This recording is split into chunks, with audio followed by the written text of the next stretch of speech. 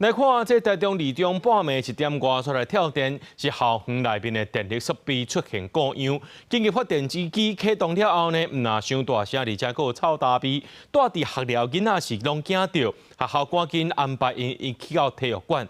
也公告讲，这2天呢，这暑期辅导和定补修课程补课时间另外通知。在学校机房乌妈妈发电机的声音响袂煞，台中二中11透早点外传出跳电，学校先安排200个住伫宿舍学生走到体育馆。早起6点外，紧急公告校热辅导甲中补修停课1日。学生表示半暝有听到真大声音，佮闻到臭灰大味。有声音，然后后来就是慢慢开始有那个烧焦味，后来就出来了，有点整夜没睡。因为体育馆那边嘛。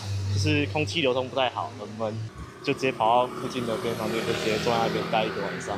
台中二中表示，半暝声音甲臭灰大味是发电机紧急启动造成的。台电接到通报，检查外部供电系统运作正常，确认是校园电力设备故障，毋是台电的问题。学校机电人员依原的检修，初步排除小动物干扰问题。伫官班甲各班群组通知停课，也通知家长接住伫宿舍学生转去。